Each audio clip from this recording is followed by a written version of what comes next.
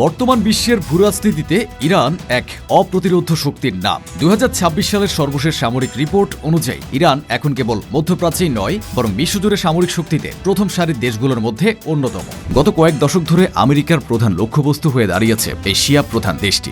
America কেবল সামরিক শক্তি দিয়ে নয়, বরং অর্থনৈতিক অবরোধ, সাইবার হামলা এবং গোয়েন্দা তৎপরতার এক বিশাল জাল বিছিয়ে ইরানকে কোণঠাসা করার চেষ্টা চালিয়ে যাচ্ছে। বিশ্বের 9টি দেশ বর্তমানে পারমাণবিক অস্ত্রের অধিকারী হিসেবে স্বীকৃত বা পরিচিত, যাদের সামরিক সামর্থ্য এবং কৌশলগত অবস্থান মানব সভ্যতার নিরাপত্তার জন্য অত্যন্ত গুরুত্বপূর্ণ। পারমাণবিক শক্তির বিষয়টি বর্তমান বিশ্বের ভূরাজনীতির কেন্দ্রবিন্দুতে অবস্থান করছে। এটি আন্তর্জাতিক সম্পর্কের ভারসাম্য বজায় রাখার অন্যতম প্রধান হাতিয়ার হিসেবেও বিবেচিত হয়। বিশ্বের 9টি দেশ বর্তমানে পারমাণবিক অস্ত্রের অধিকারী হিসেবে স্বীকৃত বা পরিচিত, যাদের সামরিক সামর্থ্য এবং কৌশলগত অবস্থান মানব সভ্যতার নিরাপত্তার জন্য অত্যন্ত গুরুত্বপূর্ণ। এই দেশগুলোর মধ্যে মার্কিন যুক্তরাষ্ট্র এবং রাশিয়া দীর্ঘকাল ধরে পারমাণবিক প্রতিযোগিতায় শীর্ষে অবস্থান করছে এবং তাদের কাছে থাকা পরিমাণ বিশ্বের মোট পারমাণবিক সিংহভাগ দখল করে আছে। মার্কিন যুক্তরাষ্ট্র বিশ্বের প্রথম পারমাণবিক শক্তিধর দেশ, যারা 1945 সালে দ্বিতীয় বিশ্ব সময় জাপানে এই ভয়াবহ অস্ত্রের ব্যবহার করেছিল। বর্তমানে তাদের সামরিক শক্তি কেবল পারমাণবিক বোমার উপর নির্ভরশীল নয়, বরং তাদের অত্যাধুনিক প্রযুক্তির মিসাইল ডিফেন্স সিস্টেম, শক্তিশালী নৌবাহিনী এবং মহাকাশ গবেষণার সংমিশ্রণ তাদের এক অনন্য উচ্চতায় নিয়ে গেছে। মার্কিন যুক্তরাষ্ট্রের পারমাণবিক ত্রয় বা নিউক্লিয়ার ট্রায়াড ক্ষমতা, অর্থাৎ ভূমি, আকাশ এবং সমুদ্র থেকে করার সক্ষমতা তাদের শত্রুপক্ষের জন্য এক বিশাল ভয়ের কারণ। এই সুযোগে মার্কিন যুক্তরাষ্ট্র পৃথিবীর সকল দেশের মোড়ল বনে গেছে। গ্রামের আতেল বৃদ্ধের মতো তারা বিভিন্ন দেশের অহেতুক খবরদারি করতে দেখা যায়। অন্যদিকে রাশিয়া তাদের বিশাল ভৌগোলিক আয়তন এবং সোভিয়েত আমল থেকে চলে আসা শক্তিশালী পারমাণবিক অবকাঠামোর কারণে মার্কিন যুক্তরাষ্ট্রের প্রধান প্রতিদ্বন্দ্বী হিসেবে টিকে আছে। রাশিয়ার সারমাট বা ইয়ার্সের মতো আন্তঃমহাদেশীয় ব্যালিস্টিক মিসাইলগুলো পৃথিবীর যে কোনো প্রান্তে আনতে সক্ষম এবং তাদের হাইপারসনিক মিসাইল প্রযুক্তি বর্তমানে অনেক দেশের তুলনায় এগিয়ে রয়েছে, যা প্রচলিত প্রতিরক্ষা ব্যবস্থাকে ফাঁকি দিতে পারে। চীনের পারমাণবিক শক্তি গত কয়েক দশকে বিস্ময়করভাবে বৃদ্ধি পেয়েছে এবং তারা তাদের সামরিক বাহিনীকে আধুনিকীকরণের মাধ্যমে একটি বিশ্বমানের শক্তিতে রূপান্তরিত করছে। চীন ঐতিহাসিকভাবে নো ফার্স্ট ইউজ বা প্রথমে পারমাণবিক অস্ত্র ব্যবহার না করার নীতি অনুসরণ করে আসলেও তাদের ভান্ডার এবং মিসাইল সাইলোগুলোর সংখ্যা বৃদ্ধি পাওয়ায় বিশ্বজুড়ে উদ্বেগের সৃষ্টি হয়েছে। চীনের নৌবাহিনী এখন বিশ্বের অন্যতম বৃহৎ বাহিনী এবং তাদের DF-41 এর মতো মিসাইলগুলো মার্কিন মূল ভূখণ্ডে আঘাত হানার সক্ষমতা রাখে। ইউরোপের শক্তিগুলোর মধ্যে ফ্রান্স এবং যুক্তরাজ্য ন্যাটোর গুরুত্বপূর্ণ সদস্য হিসেবে তাদের পারমাণবিক সামর্থ্য বজায় রেখেছে। ফ্রান্স তার পারমাণবিক সক্ষমতাকে জাতীয় সার্বভৌমত্বের প্রতীক হিসেবে মনে করে এবং তাদের নিজস্ব প্রযুক্তিতে তৈরি M51 সাবমেরিন লঞ্চড মিসাইল ব্যবস্থা অত্যন্ত শক্তিশালী। যুক্তরাজ্যের পারমাণবিক শক্তি মূলত তাদের ভ্যানগার্ড ক্লাস সাবমেরিন এবং ট্রাইডেন্ট মিসাইল সিস্টেমের উপর নির্ভরশীল, যা সমুদ্রের তলদেশ থেকে কার্যকর প্রতিরোধ গড়ে তুলতে সক্ষম। এই দুই ইউরোপীয় শক্তি তাদের পারমাণবিক ভান্ডার তুলনামূলকভাবে ছোট রাখলেও তা অত্যন্ত নিখুঁত এবং কার্যকর হিসেবে পরিচিত। দক্ষিণ এশিয়ার রাজনীতিতে ভারত ও পাকিস্তানের পারমাণবিক প্রতিযোগিতা এক অত্যন্ত সংবেদনশীল বিষয়। ভারত প্রথম 1974 সালে পারমাণবিক পরীক্ষা চালিয়ে বিশ্বকে চমকে দেয় এবং পরবর্তীতে 1998 সালে পূর্ণাঙ্গ পারমাণবিক শক্তি হিসেবে আত্মপ্রকাশ করে। ভারতের সামরিক কৌশল মূলত চীন এবং পাকিস্তান উভয় দেশকেই মাথায় রেখে সাজানো হয়েছে এবং তাদের অগ্নি সিরিজের মিসাইলগুলো দীর্ঘ পাল্লার সক্ষমতা অর্জন করেছে। ভারতের পারমাণবিক ত্রয় সম্পন্ন করার পেছনে তাদের নিজস্ব প্রযুক্তিতে তৈরি INS আরিহান্ত শ্রেণীর সাবমেরিনগুলো বড় ভূমিকা পালন করছে। অন্যদিকে পাকিস্তান ভারতের পারমাণবিক সক্ষমতার প্রতিক্রিয়ায় নিজের ভান্ডার গড়ে তুলেছে এবং তাদের কৌশলের মূল ভিত্তি হল ভারতের প্রচলিত সামরিক শক্তির শ্রেষ্ঠত্বকে রুখে দেওয়া। পাকিস্তানের শাহিন এবং বাবর সিরিজের মিসাইলগুলো তাদের প্রতিরক্ষা ব্যবস্থার মেরুদণ্ড এবং তারা তাদের পারমাণবিক অস্ত্রগুলোকে অত্যন্ত গোপনীয়তার সাথে সুরক্ষিত রাখে। দক্ষিণ এশিয়ায় এই দুই প্রতিবেশীর পারমাণবিক অবস্থান পুরো অঞ্চলের ভূরাজনৈতিক স্থিতিশীলতাকে সরাসরি প্রভাবিত করে। উত্তর কোরিয়ার পারমাণবিক কর্মসূচি 21 শতকের বিশ্ব রাজনীতির অন্যতম আলোচিত এবং বিতর্কিত অধ্যায়। আন্তর্জাতিক নিষেধাজ্ঞা ও চরম বিচ্ছিন্নতার মধ্যেও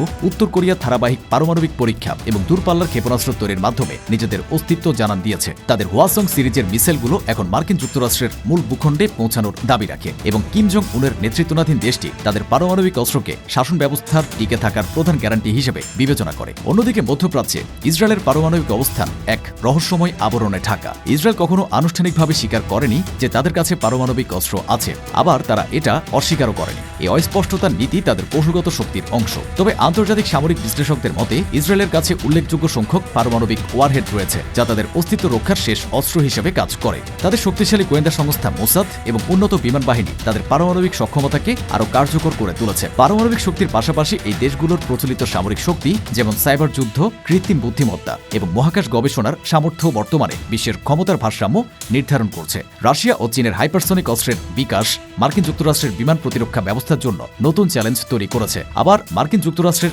F-35 এর মতো পঞ্চম প্রজন্মের বিমানগুলো আকাশ পথে শ্রেষ্ঠত্ব বজায় রাখতে সাহায্য করছে। পারমাণবিক শক্তিধর দেশগুলোর মধ্যে এই যে প্রতিযোগিতা, এটি কেবল হুমকি নয়, বরং এক ধরনের কৌশলগত স্থিতিশীলতা তৈরি করেছে, যেখানে সরাসরি যুদ্ধে উভয় পক্ষের নিশ্চিত হওয়ার ভয়ে কেউ সরাসরি সংঘাতের দিকে পা বাড়াতে চায় না। তবে প্রযুক্তির দ্রুত পরিবর্তনের ফলে সাইবার হামলা বা যান্ত্রিক ত্রুটির মাধ্যমে ভুলবশত পারমাণবিক শুরু হওয়ার ঝুঁকি আগের চেয়েও বেড়েছে। বর্তমান বিশ্বে পারমাণবিক অস্ত্রের গুরুত্ব কেবল ময়দানে সীমাবদ্ধ নেই, বরং এটি কূটনৈতিক দর কষাকষির টেবিলে একটি দেশকে কতটা গুরুত্ব দেওয়া হবে তা নির্ধারণ করে দেয়। পরাশক্তিগুলোর মধ্যে শক্তির এই লড়াই ভবিষ্যতে মহাকাশ এবং ডিজিটাল জগতেও বিস্তৃত হবে বলে বিশেষজ্ঞরা ধারণা করছেন, যা বিশ্ব নিরাপত্তার সমীকরণকেও আরও জটিল করে তুলবে। পারমাণবিক শক্তিধর দেশগুলোর মধ্যকার বর্তমান উত্তেজনা এবং তাদের সামরিক সক্ষমতার প্রদর্শন প্রায়শই বিশ্ববাসীকে একটি সম্ভাব্য তৃতীয় আশঙ্কায় আতঙ্কিত করে তোলে। বর্তমান ভূরাজনৈতিক প্রেক্ষাপটে যুক্তরাষ্ট্র, রাশিয়া এবং চীনের মতো মহাশক্তিগুলোর মধ্যে যে আধিপত্য বিস্তারের লড়াই চলছে তা ইতিহাসের যে কোনো সময়ের চেয়ে বেশি জটিল। বিশেষ করে ইউক্রেন সংকট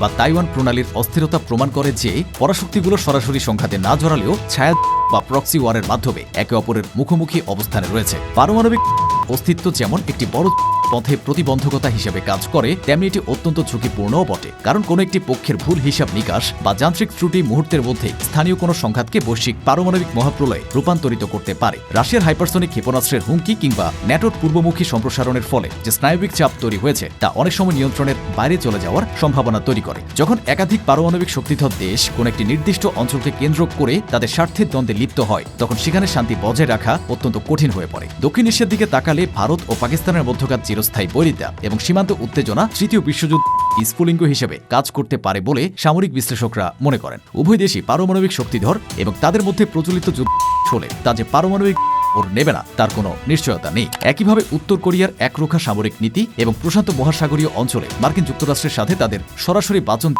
যে কোনো সময় বড় ধরনের সামরিক সংঘর্ষে রূপ নিতে পারে। অন্যদিকে মধ্যপ্রাচ্যে ইসরায়েলের গোপন পারমাণবিক সক্ষমতা এবং আঞ্চলিক দেশগুলোর সাথে তাদের বিরোধ এক অস্থির পরিবেশ সৃষ্টি করে রেখেছে। আধুনিক এখন আর কেবল সমরাস্ত্রের মধ্যে সীমাবদ্ধ নেই, সাইবার হামলা বা কৃত্রিম বুদ্ধিমত্তার ভুল ব্যবহারের মাধ্যমেও একটি দেশ অন্য দেশের পারমাণবিক নিয়ন্ত্রণ ব্যবস্থাকে পারে, যা শেষ পর্যন্ত একটি বৈশ্বিক সূচনা করতে পারে। তবে আশার কথা হলো মিউচুয়াল অ্যাসিওর্ড ডিস্ট্রাকশন বা পারস্পরিক নিশ্চিত ধ্বংসের ধারণাটি এখনো বিশ্ব নেতাদের বড় ধরনের হঠকারী সিদ্ধান্ত নেওয়া থেকে বিরত রাখছে। প্রতিটি দেশই জানে যে তৃতীয় বিশ্বযুদ্ধ হওয়া মানে কেবল প্রতিপক্ষের পরাজয় নয়, বরং পুরো মানব সভ্যতার অস্তিত্ব বিপন্ন হওয়া। হয় এখনো পর্যন্ত এক ধরনের নেতিবাচক শান্তি বজায় রেখেছে। তবু শক্তির এই ভারসাম্য অত্যন্ত ভঙ্গুর এবং এর স্থায়িত্ব নির্ভর করছে দেশগুলোর মধ্যে সংলাপ এবং কূটনৈতিক শিষ্টাচারের উপর। যদি আন্তর্জাতিক প্রতিষ্ঠানগুলো দুর্বল হয়ে পড়ে এবং জাতীয়তাবাদ ও সাম্রাজ্যবাদের উগ্র প্রকাশ ঘটে, তবে এই পারমাণবিক শক্তিগুলোই হবে তৃতীয় বিশ্ব প্রধান কারিগর। পরিণামে বিজয়ীর কোনো অস্তিত্ব থাকবে না, থাকবে কেবল তেজস্ক্রিয় ছাই আর ধ্বংসস্তূপ। এই দেশগুলোর সামরিক শ্রেষ্ঠত্ব প্রদর্শনের নেশা যদি বিবেকের শাসনকে ছাড়িয়ে যায়, তবে তৃতীয় বিশ্বযুদ্ধ কেবল কল্পনা নয়, এক রুড বাস্তবে পরিণত হতে পারে। মধ্যপ্রাচ্যের উত্তপ্ত মরুভূমি আর ভূরাজনীতির দাবার বোর্ডে ইরান আজ এক দুর্ভেদ্য দুর্গের নাম। গত কয়েক দশক ধরে আমেরিকার প্রধান লক্ষ্যবস্তু হয়ে দাঁড়িয়েছে এই শিয়া প্রধান দেশটি। আমেরিকা কেবল সামরিক শক্তি দিয়ে নয়, বরং অর্থনৈতিক অবরোধ, সাইবার হামলা এবং গোয়েন্দা তৎপরতার এক বিশাল জাল বিছিয়ে ইরানকে কোণঠাসা করার চেষ্টা চালিয়ে যাচ্ছে। ওয়াশিংটনের থিঙ্ক ট্যাঙ্কগুলো দিন রাত পরিকল্পনা করছে কিভাবে তেহরানের প্রভাব কমানো যায়। বিশেষ করে আমেরিকার গোয়েন্দা সংস্থা FBI এবং CIA ইরানের ভেতরে এক ধরনের মনস্তাত্ত্বিক যুদ্ধ চালিয়ে যাচ্ছে। FBI মূলত আমেরিকার অভ্যন্তরীণ নিরাপত্তা দেখভাল করলেও ইরানের ক্ষেত্রে তাদের ভূমিকা বেশ বৈচিত্র্যময়। তারা ইরানের বিভিন্ন হ্যাকিং গ্রুপ এবং সাইবার যোদ্ধাদের চিহ্নিত করে তাদের উপর নিষেধাজ্ঞা আরোপ করছে। আমেরিকার মাটিতে থাকা ইরানি বংশোদ্ভূত ব্যক্তিদের উপর নজরদারি বাড়ানো থেকে শুরু করে তেহরানের হয়ে কাজ করা সম্ভাব্য চরদের খুঁজে বের করা পর্যন্ত FBI-এর এই তৎপরতা বিস্তৃত। তারা প্রায় অভিযোগ করে যে ইরান আমেরিকার নির্বাচনে প্রভাব ফেলার চেষ্টা করছে বা গুরুত্বপূর্ণ স্থাপনায় সাইবার হামলা চালাচ্ছে। এই অভিযোগগুলোর মাধ্যমে আমেরিকা বিশ্বজুড়ে ইরানের বিরুদ্ধে এক ধরনের নেতিবাচক জনমত তৈরি করতে চায়। কিন্তু এই ভয়াবহ চাপের মুখেও পাহাড়ের মতো অটল হয়ে দাঁড়িয়ে আছেন ইরানের সর্বোচ্চ নেতা আয়াতুল্লাহ আলী খামেনি। খামেনি কেবল একজন ধর্মীয় নেতা নন, বরং তিনি ইরানের প্রতিরোধের মূল প্রতীক। আমেরিকার একের পর এক অর্থনৈতিক নিষেধাজ্ঞা যখন ইরানের সাধারণ মানুষের জীবনকে অতিষ্ঠ করে তুলছে, তখন খামেনি তার প্রতিরোধমূলক অর্থনীতির ডাক দিয়ে দেশকে স্বনির্ভর করার করার চেষ্টা করছেন। তিনি খুব ভালো করে জানেন যে আমেরিকার সাথে আপোষ করা মানে হচ্ছে নিজের সার্বভৌমত্ব বিলিয়ে দেওয়া। তাই তিনি ইস্পাতের মতো শক্ত মনোভাবে দেশের সামরিক এবং পারমাণবিক শক্তিকে এগিয়ে নিয়ে যাচ্ছেন। তার নেতৃত্বে ইরান আজ এক এমন পর্যায়ে পৌঁছেছে যেখানে তারা আর কেবল প্রতিরক্ষা নয় বরং পাল্টা হামলা চালানোর ক্ষমতা রাখে। এক্ষেত্রে ইরানের সবথেকে বড় তুরুপের তাস হল তাদের ড্রোন এবং মিসাইল প্রযুক্তি। পশ্চিমা বিশ্ব অবাক হয়ে দেখছে কিভাবে কয়েক দশকের নিষেধাজ্ঞার মধ্যে থেকেও ইরান বিশ্বের অন্যতম সেরা ড্রোন শক্তি হয়ে উঠল।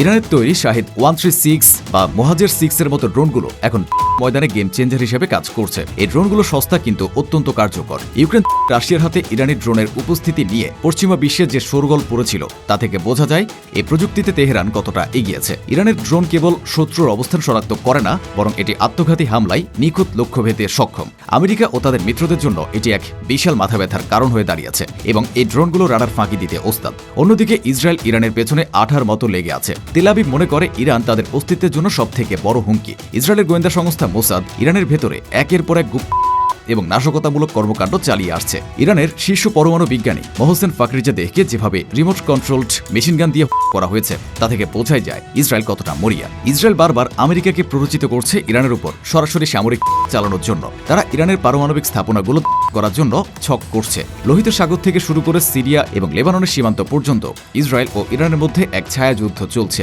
ইসরায়েল যখনই সিরিয়াতে ইরানের স্বার্থের উপর চালায়, ইরান তার বদলা নেয় হিজবুল্লাহ বা হুতি বিদ্রোহীদের মাধ্যমে। এ ছায়া এখন আর ছায়া নেই, বরং তা সরাসরি সংঘাতের দিকে মোড় নিচ্ছে। ইরান তাদের প্রতিরোধের অক্ষ বা অ্যাক্সিস অফ রেজিস্ট্যান্স এর মাধ্যমে মধ্যপ্রাচ্যে এক বিশাল বলয় তৈরি করেছে। ইরাকের হার্স আল শাবি, লেবাননের হিজবুল্লাহ, ইয়েমেনের হুতি এবং ফিলিস্তিনের হামাস ও ইসলামিক জিহাদ, এরা সবাই ইরানের সরাসরি বা পরোক্ষ সমর্থন পায়। এর মাধ্যমে ইরান ইসরায়েলকে চার দিক থেকে ঘিরে রেখেছে। আমেরিকার হাজার হাজার কোটি ডলার সাহায্য নিয়েও ইসরায়েল এই ইরানি প্রভাব দমাতে হিমশিম খাচ্ছে। যখনই আমেরিকা ইরানকে চাপে ফেলার চেষ্টা করে, তখনই পারস্য উপসাগরে তেলের ট্যাঙ্কার আটক বা হরমুজ প্রণালী বন্ধ করে দেওয়ার হুমকি দিয়ে তেহরান পাল্টা জবাব দেয়। বিশ্ব অর্থনীতির নাভিশ্বাস উঠে যায় তেলের দামের আশঙ্কায়। আমেরিকার অভ্যন্তরীণ রাজনীতিতেও ইরান এক বড় ইস্যু। ডেমোক্রেট বা রিপাবলিকান যে দলই ক্ষমতায় আসুক না কেন, ইরানকে বাগিয়ে আনা তাদের জন্য প্রায় অসম্ভব হয়ে দাঁড়িয়েছে। ওবামা প্রশাসনের সময়কালে পরমাণু চুক্তি থেকে ট্রাম্পের বেরিয়ে যাওয়া এবং বাইডেন প্রশাসনের পুনরায় আলোচনার চেষ্টা সবই ইরানের কৌশলগত ধৈর্যের কাছে হার মেরেছে। খামেনি বারবার প্রমাণ করেছেন যে তিনি পশ্চিমা কূটনীতির ফাঁদে পা দেওয়ার পাত্র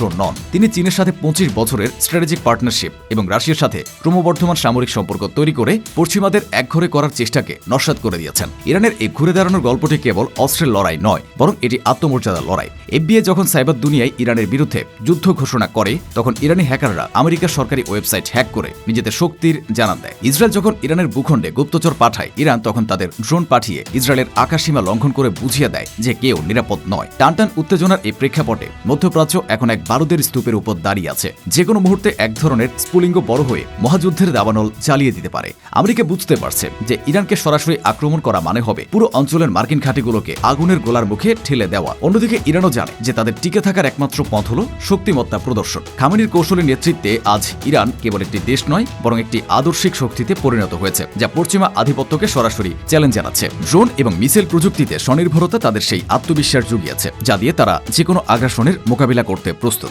ইসরায়েল ও আমেরিকার সম্মিলিত চাপ ইরানকে আরও বেশি কঠোর ও উদ্ভাবনী করে তুলেছে। এই লড়াই কেবল ক্ষমতার নয়, বরং এই অঞ্চলের শ্রেষ্ঠত্বের লড়াই। আগামী দিনগুলোতে আমেরিকা ও ইসরায়েলের পরবর্তী পদক্ষেপ কি হবে এবং ইরান কিভাবে তার জবাব দেবে, তার উপর নির্ভর করছে পৃথিবীর মানচিত্রের পরিবর্তন। একদিকে এফবিআই এর গোপন তৎপরতা আর অন্যদিকে খামেনির অবিচল নেতৃত্ব। এই দুয়ের দ্বন্দ্বে মধ্যপ্রাচ্য আজ এক ঐতিহাসিক সন্ধিক্ষণে দাঁড়িয়ে। পর্দার আড়ালে চলা গোয়েন্দা আর প্রকাশ্যে রণহুঙ্কার মিলিয়ে ইরান ও তার এই সংঘাত এক মহাকাব্যিক রূপ নিয়েছে। নিষেধাজ্ঞার প্রতিটি শিকলকে ইরান যেভাবে শক্তিতে রূপান্তর করেছে তা সমর বিশেষজ্ঞদের কাছে গবেষণার বিষয় হয়ে দাঁড়িয়েছে। ইসরায়েলের অত্যাধুনিক আয়রন ডোমকে ফাঁকি দিয়ে ইরানি ড্রোনের আনাগোনা প্রমাণ করে দেয় যে প্রযুক্তির যুদ্ধে ইরান পিছিয়ে নেই। আমেরিকা যতই প্রভাব বিস্তারের চেষ্টা করুক, তেহরানের রাজপথ থেকে শুরু করে পারস্য উপসাগরের নীল জলরাশি পর্যন্ত সর্বত্রই আজ এক প্রতিরোধের সুর বাজছে। এই টানটান উত্তেজনার শেষ কোথায় তা কেউ জানে না, তবে এটি স্পষ্ট যে ইরান সহজে হার মানার পাত্র নয়। তারা তাদের সামরিক সক্রিয়তা এবং ধর্মীয় জাতীয়তাবাদকে পুঁজি করে এক দীর্ঘমেয়াদী প্রস্তুতি নিয়ে রেখেছে। আমেরিকার প্রতিটি পদক্ষেপের বিপরীতে ইরানের একটি পাল্টা পদক্ষেপ তৈরি থাকে। এই দাবার খেলায় প্রতিটি চালই এখন অত্যন্ত ঝুঁকিপূর্ণ। বিশ্ববাসী রুদ্ধশ্বাসে তাকিয়ে আছে এই লড়াইয়ের পরিণতির দিকে। আমেরিকা কি পারবে ইরানকে নতি স্বীকার করাতে, নাকি খামেনির নেতৃত্বে ইরান এক নতুন বিশ্ব ব্যবস্থার জন্ম দেবে যেখানে ওয়াশিংটনের খবরদারি আর চলবে না? উত্তরটা হয়তো সময়ের গর্ভে লুকিয়ে আছে, কিন্তু বর্তমান পরিস্থিতি বলছে যে উত্তেজনা কমার কোনো লক্ষণ নেই, বরং এটি আরো ঘনীভূত হচ্ছে। প্রতিটি ড্রোন উড্ডয়ন আর প্রতিটি নিষেধাজ্ঞার ঘোষণা এই উত্তেজনার আগুনে ঘি ঢালছে। মধ্যপ্রাচ্যের আকাশে এখন মেঘ ঘনীভূত হচ্ছে এবং এর কেন্দ্রে রয়েছে ইরান নামের সেই একগুঁয়ে শক্তি যারা মাথা নত করতে শেখে। বর্তমান বিশ্বের ভূরাজনীতিতে ইরান এক অপ্রতিরোধ শক্তির নাম। 2026 সালের সর্বশেষ সামরিক রিপোর্ট অনুযায়ী ইরান এখন কেবল মধ্যপ্রাচ্যেই নয়, বরং বিশ্বজুড়ে সামরিক শক্তিতে প্রথম সারির দেশগুলোর মধ্যে অন্যতম। গ্লোবাল ফায়ার পাওয়ার ইন্ডেক্সে তাদের অবস্থান এখন উপরের সারিতে। ইরানের সামরিক শক্তির সবচেয়ে বড় বিশেষত্ব হল তাদের দ্বিমুখী প্রতিরক্ষা ব্যবস্থা। একদিকে রয়েছে নিয়মিত সেনাবাহিনী বা আরতেশ, আর অন্যদিকে রয়েছে দেশটির আদর্শিক রক্ষী বাহিনী IRGC। সব মিলিয়ে প্রায় 6 লক্ষেরও বেশি সক্রিয় সেনা সদস্য এবং আরও 3.5 লক্ষ রিজার্ভ ফোর্স নিয়ে ইরান যে কোনো ধরনের মোকাবেলার ক্ষমতা রাখে। ইরানের সামরিক সক্ষমতার কথা বলতে গেলে প্রথমে আসে তাদের বিশাল মিসাইল এবং ড্রোন ভান্ডারের কথা। মধ্যপ্রাচ্যের সবচেয়ে শক্তিশালী এবং বৈচিত্র্যময় ব্যালিস্টিক ও ক্রুজ মিসাইল এখন তেহরানের হাতে। তাদের তৈরি খেইবার শোকান বা ফাত্তাহ হাইপারসনিক মিসাইলগুলো চোখের পলকে কয়েক হাজার কিলোমিটার দূরের লক্ষ্যবস্তুতে আঘাত হানতে পারে। শুধু তাই নয়, ড্রোনের দুনিয়ায় ইরান এখন একটি জায়ান্টে পরিণত হয়েছে। তাদের শাহেদ সিরিজের ড্রোনগুলো সস্তায় অত্যন্ত নিখুঁতভাবে শত্রু শিবিরে ধ্বংসলীলা চালাতে পারে, যা আধুনিক যুদ্ধক্ষেত্রে বড় ধরনের চ্যালেঞ্জ হয়ে দাঁড়িয়েছে। আকাশ প্রতিরক্ষায় ইরান গত কয়েক বছরে অবিশ্বাস্য উন্নতি করেছে। একসময় তারা রাশিয়ার S-300 এর উপর নির্ভরশীল থাকলেও এখন তাদের নিজস্ব প্রযুক্তিতে তৈরি বাভার 373 আকাশ প্রতিরক্ষা ব্যবস্থা রয়েছে, যা অনেক ক্ষেত্রে বিশ্বের সেরা সিস্টেমগুলোর সাথে পাল্লা দেয়। এই সিস্টেমগুলো কয়েকশো কিলোমিটার দূর থেকে শত্রুর বিমান বা স্টিলথ ফাইটারকে শনাক্ত করে সক্ষম। পারস্য উপসাগরে তাদের নৌবাহিনী ও সাবমেরিন বহরও অত্যন্ত আক্রমণাত্মক। বিশেষ করে সংকীর্ণ হরমুজ প্রণালীতে ইরানের নিয়ন্ত্রণ এতটাই শক্তিশালী যে তারা চাইলে বিশ্বের তেলের বাজার ও সরবরাহ ব্যবস্থাকে থমকে দিতে পারে। ইরানের সামরিক শক্তির সাম্প্রতিক সফলতার দিকে তাকালে সবচেয়ে বড় যে বিষয়টি সামনে আসে তা হল 2025 সালের জুন মাসে হওয়া 12 দিনের এক বিধ্বংসী। পশ্চিমা অনেক বিশ্লেষক মনে করেছিলেন এর ফলে ইরানের প্রতিরক্ষা ব্যবস্থা ভেঙে পড়বে, কিন্তু বাস্তবে ইরান তার আকাশ প্রতিরক্ষা ব্যবস্থার এক অভাবনীয় কার্যকারিতা প্রদর্শন করেছে। দেশটির নিজস্ব প্রযুক্তিতে তৈরি বাভার 373 এবং খোরদাদ 3 সিস্টেমগুলো ব্যবহার করে তারা প্রতিপক্ষের অত্যাধুনিক স্টিলথ ফাইটার এবং মিসাইলগুলো রুখে দিতে সক্ষম হয়েছে। এই অভিজ্ঞতা ইরানের সামরিক বাহিনীকে এখন আগের চেয়ে অনেক বেশি দক্ষ ও আত্মবিশ্বাসী করে তুলেছে, যার প্রমাণ তারা প্রতিনিয়ত তাদের মহড়াগুলোতে দিচ্ছে। ক্ষেপণাস্ত্র প্রযুক্তিতে ইরান সম্প্রতি এমন এক উচ্চতায় পৌঁছেছে যা বিশ্বকে অবাক করে দিয়েছে। 2025 সালের শেষের দিকে তারা তাদের ফাত্তাহ হাইপারসনিক মিসাইলের উন্নত সংস্করণ এবং খুররাম শাহর ব্যালিস্টিক মিসাইলের ব্যাপক উৎপাদন শুরু করেছে। ইসরায়েলি গোয়েন্দা সংস্থাগুলোর রিপোর্ট অনুযায়ী মাত্র 6 মাসের মাথায় ইরান তাদের ভান্ডারে প্রায় 2000-এর বেশি ব্যালিস্টিক মিসাইল পুনরায় মজুত করে ফেলেছে। এমনকি তাদের ভূগর্ভস্থ মিসাইল সিটি বা ক্ষেপণাস্ত্র শহরগুলো এখন অত্যাধুনিক রোবোটিক লঞ্চিং সিস্টেম দিয়ে সজ্জিত, যা থেকে কয়েক সেকেন্ডের ব্যবধানে শত শত মিসাইল উৎক্ষেপণ করা সম্ভব। এই সক্ষমতা ইরানকে এমন এক অবস্থানে নিয়ে গেছে যে তারা এখন যে কোনো বড় আক্রমণের জবাবে কয়েক মিনিটের মধ্যে পাল্টা আঘাত হানতে পারে। ড্রোন যুদ্ধের ইতিহাসে ইরানের শাহেদ 136 ড্রোন এখন বিশ্বের বিপ্লব হিসেবে পরিচিত। 2025 সালের ডিসেম্বর মাসের এক সামরিক প্রদর্শনীতে ইরান তাদের নতুন প্রজন্মের ড্রোনগুলোর সামনে আনে, যা রাডার ফাঁকি দিয়ে কয়েক হাজার কিলোমিটার পথ পাড়ি দিতে সক্ষম। এই ড্রোনগুলো কেবল নয়, বরং বর্তমানে রাশিয়ার মতো পরাশক্তির কাছেও সমাদৃত হচ্ছে। ছোট ও সাশ্রয়ী ড্রোন দিয়ে বিশালাকার আকাশ প্রতিরক্ষা ব্যবস্থার মনোযোগ বিভ্রান্ত করার যে কৌশল ইরান রপ্ত করেছে তা এখন আধুনিক সমরবিদ্যার একটি গুরুত্বপূর্ণ পাঠ। ইরান প্রমাণ করেছে যে কেবল দামি অস্ত্র নয়, বরং উদ্ভাবনী শক্তি দিয়েও বিশ্ব শক্তিগুলোর সামনে এখন সমানে পাল্লা দেওয়া সম্ভব। নৌবাহিনী শক্তিতেও ইরান সম্প্রতি বড় ধরনের চমক দেখিয়েছে। পারস্য উপসাগরে চীন এবং রাশিয়ার সাথে যৌথ নৌ মহড়া চালিয়ে তারা বিশ্বকে জানান দিয়েছে যে এই অঞ্চলের সমুদ্র সীমায় তারা এখন আর একা নয়। বিশেষ করে হরমুজ প্রণালীতে ইরানের সাবমেরিন এবং ইলেকট্রনিক ওয়ারফেয়ার সিস্টেমগুলো এখন এতটাই উন্নত যে তারা শত্রু জাহাজগুলোর যোগাযোগ ব্যবস্থা সম্পূর্ণ বিচ্ছিন্ন করে দেওয়ার ক্ষমতা রাখে। সম্প্রতি তারা রাশিয়ার তৈরি ক্রাসুকা 4 ইলেকট্রনিক ওয়ারফেয়ার সিস্টেমকেও তাদের প্রতিরক্ষা বলয়ে যুক্ত করেছে, যা শত্রুর ড্রোন ও জিপিএস সিস্টেমকে অকেজো করে দিতে অত্যন্ত কার্যকর। ইরানের সামরিক নেতৃত্বের এখনকার সবচেয়ে বড় সাহসিকতা হলো তাদের প্রতিরক্ষা নীতির পরিবর্তন। 2026 সালের শুরুর দিকে ইরানের সর্বোচ্চ সামরিক পরিষদ ঘোষণা করেছে যে তারা এখন আর হামলার শিকার হওয়ার অপেক্ষায় বসে থাকবে না। যদি তারা নিশ্চিত হয় যে কোনো পক্ষ তাদের সার্বভৌমত্বের উপর আঘাত হানতে যাচ্ছে, তবে তারা সরাসরি প্রি-এম্পটিভ স্ট্রাইক বা আগাম হামলা চালাবে। এই কঠোর অবস্থান এবং একের পর এক সফল ক্ষেপণাস্ত্র পরীক্ষা এটি প্রমাণ করে যে নিষেধাজ্ঞার পাহাড় ডিঙিয়ে ইরান এখন সামরিক প্রযুক্তিতে স্বয়ংসম্পূর্ণ এক শক্তিতে রূপান্তরিত হয়েছে। ভবিষ্যতে ইরান তাদের সামরিক শক্তিকে কোন উচ্চতায় নিয়ে যেতে চায় তা বুঝতে হলে আমাদের সাম্প্রতিক ডিক্লারেশন অফ 2026 এবং দীর্ঘমেয়াদী কৌশলগুলোর দিকে তাকাতে হবে। তবে 2025 সালের জুনে হওয়া বিধ্বংসী ক্ষত কাটিয়ে উঠতে ইরান এখন তাদের সামরিক বাজেট 200% পর্যন্ত বৃদ্ধি করেছে। তাদের মূল লক্ষ্য হলো কেবল আক্রমণ প্রতিহত করা নয়, বরং এমন এক সক্ষমতা তৈরি করা যে কোনো শত্রু তাদের উপর করার সাহসী না পায়। এর জন্য তারা ডিটারেন্স বাই মাস বা বিশাল সংখ্যার শক্তিতে বিশ্বাসী, অর্থাৎ তারা তাদের ব্যালিস্টিক মিসাইলের উৎপাদন কয়েক গুণ বাড়িয়ে দিচ্ছে, যাতে যে কোনো ডিফেন্স সিস্টেমকে তারা স্রেফ মিসাইলের সংখ্যা দিয়েই অকেজো করে দিতে পারে। ইরানের ভবিষ্যতের সবচেয়ে বড় তাসের পাতা হতে যাচ্ছে তাদের স্পেস প্রোগ্রাম এবং ICBM বা আন্তঃমহাদেশীয় ব্যালিস্টিক মিসাইল তৈরির প্রচ্ছন্ন চেষ্টা। দক্ষিণ পূর্ব উপকূলে চাবাহারে তারা একটি বিশাল স্পেস লঞ্চ কমপ্লেক্স তৈরি করেছে, যা 2026 সালের মধ্যে পূর্ণ সক্ষমতায় কাজ শুরু করবে। যদিও তারা একে উপগ্রহ উৎক্ষেপণের কেন্দ্র বলছে, কিন্তু পশ্চিমা বিশেষজ্ঞদের মতে এটি মূলত কয়েক হাজার কিলোমিটার দূরের মহাদেশগুলোতে আঘাত হানার মতো মিসাইল তৈরির একটি গোপন প্ল্যাটফর্ম। যদি ইরান সফলভাবে এই প্রযুক্তি আয়ত্ত করতে পারে, তবে ইউরোপ তো বটেই, এমনকি আমেরিকার মূল ভূখণ্ড তাদের সরাসরি নিশানায় চলে আসবে। প্রযুক্তিগত দিক থেকে ইরান এখন পূর্বমুখী কৌশলে বা ইস্টওয়ার্ড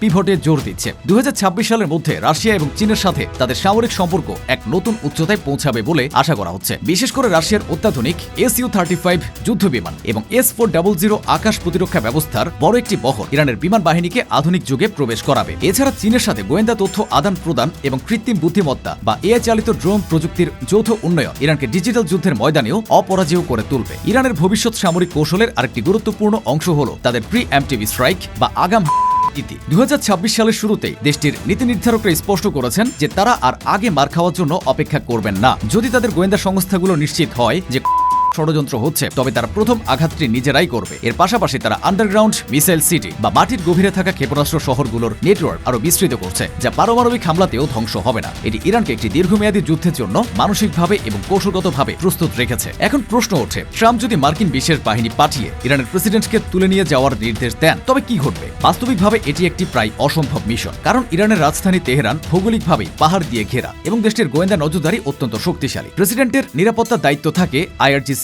বিশেষ আনসার উল মাহাদি ইউনিটে। একজন রাষ্ট্রপ্রধানকে এমন দুর্ভেদ্য নিরাপত্তা বলয় থেকে তুলে আনা কোনো জঙ্গি নেতার ডেরাই অভিযানের মতো সহজ নয়। যুক্তরাষ্ট্রের যে কোনো কমান্ডো হেলিকপ্টার বা বিমান ইরানের আকাশসীমায় প্রবেশের সাথে সাথেই তা অত্যাধুনিক রাডারে ধরা পড়বে এবং ভয়াবহ পাল্টা আক্রমণের শিকার হবে। তাছাড়া ইরান এখন কেবল নিজেদের শক্তির উপর ভরসা করে না। ইরাক, সিরিয়া, লেবানন ও ইয়েমেনে তাদের প্রক্সি যোদ্ধারা জালের মতো ছড়িয়ে আছে। ইরানের প্রেসিডেন্টকে স্পর্শ করার অর্থ হলো পুরো মধ্যপ্রাচ্যে থাকা মার্কিন ঘাঁটিগুলোকে নরকে পরিণত করা। হিজবুল্লাহ এবং অন্যান্য সশস্ত্র গোষ্ঠীগুলো মুহূর্তের মধ্যে মধ্যপ্রাচ্যের মার্কিন স্বার্থে বড় আঘাত হানতে সক্ষম। ফলে ইরানের প্রেসিডেন্টকে তুলে নেওয়া তো দূরের কথা, এমন চিন্তা করাও আমেরিকার জন্য একটি পূর্ণমাত্রার আঞ্চলিক যুদ্ধের ঝুঁকি নেওয়া হবে, যেখানে আমেরিকার জয়ের গ্যারান্টি দেওয়া কঠিন।